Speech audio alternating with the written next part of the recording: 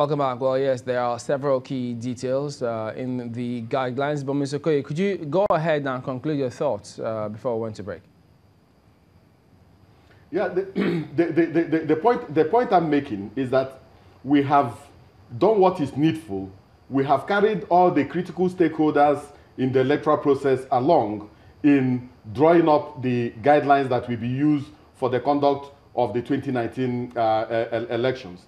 And I believe that if the political parties do a critical analysis of the draft they were given and the final product that came out from the Independent National Electoral Commission as the regulations and the guidelines, they will see that the Independent National Electoral Commission took into consideration a large chunk of the views they expressed, a large chunk of the submissions they made, both orally and in writing. And I believe that the time is right for all the political parties to take the guidelines, go to their supporters, go to their political parties, and begin to work with those guidelines.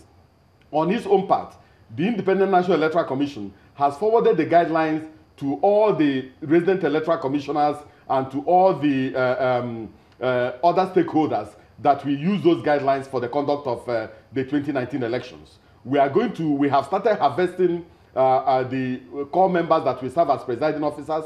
We've started harvesting the students from federal tertiary institutions that will serve as the other support staff during the elections. Just yesterday, the chairman of the Independent National Electoral Commission, Professor Mahmoud Yakubu, and the other national commissioners had a consultative meeting with the vice chancellors of all federal universities in Nigeria, because some of them are going to act as collation officers for the presidential elections and will also act as returning officers for the governorship elections and other elections in Nigeria. And these guidelines are also crucial to their work. We have sent the guidelines to the printers for printing, and those are the guidelines that will be used in the conduct of elections. So I think that the political parties, whatever issues they have with the guidelines we now have has been improved, and it is good for the conduct of the 2019 elections. So I think that they should accept it in good faith and proceed to their supporters and go and do the strategic campaign. On its own part, the Independent National Electoral Commission has promised the Nigerian people that it will conduct an election that everybody will be proud of. So let the political parties go and do their own bit. We are doing our own bit, and we are focused on the elections, and that's the only thing that matters now. Mr. INEC, are you accepting this then in good faith? Yes, I will say that we are accepting it because I've looked at the guidelines. The continuous screening and the voting that will come together, I think is a good one, because in the past, people will do their accreditation and leave. And you find out that some of them may not come back for the actual voting. So if you do the two at the same time together, you find out that somebody will do accreditation and vote. If he is to monitor the results of the election, the person may leave and now come back to monitor the results, to take the results. But what was happening before was that people will come, queue up and do accreditation. And before you know it, they'll be asked to go and come back for the actual election. And so many people will go back and they will not have time to come back. We have records of that. Millions of people will not be able to come back, either they went doing some other thing or whatever, but they will not be able to come back to cast their votes, despite the fact that they have done accreditation earlier. So I think that the current guideline is okay. And also the guideline, like the part that provides for the fact that no presiding officer will take phone call within the voting area or during the collation of the results. That's a very good one. Yes. Yes, okay. That's a very good one, because if the person is taking phone calls, there may be interferences and influences from other people, like the one in Osun of 22nd September of last year.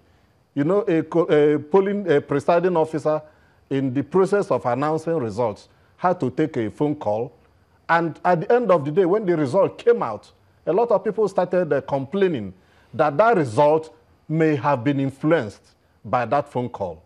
So the fact that it's been established that no presiding officer or a polling officer will take phone call during the collation of the results of the voting is a very good one. And also several other things like the issue of the public servants. They have been stopped from acting as polling agents. Before you can act as a polling agent, as a public servant, you must have resigned at least 3 months, 90 days before the election. I think this guideline I want to go back to Mr. Okoye now. I want to quickly go back to Mr. Okoye. There is a provision that seemed contentious to some interests. One of the provisions, one of the guidelines says that where a voter's PVC is read, but his or her fingerprint is not authenticated, the APO1 shall refer the voter to the APO2, who shall request the voter to thumbprint the appropriate box in the register of voters. And the next one seems to say something a tad different. I want to ask you straight up, which one is more sacrosanct? The PVC. Which one? I just want. Here's my question. Here's my question, Mr. Okoye. Which one is more sacrosanct, the PVC or the register of voters? Both of them are sacrosanct.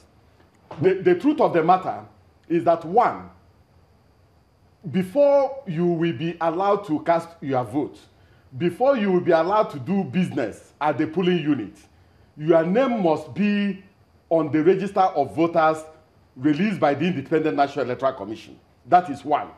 Secondly, you must also be in possession of a permanent voter's card that has all your details, and the details in that your permanent voter's card must also match the details in the voter's register. The moment there's a conflict between what you have in your permanent voter's card and what you have in the voter's register, we will not allow you to vote. So both of them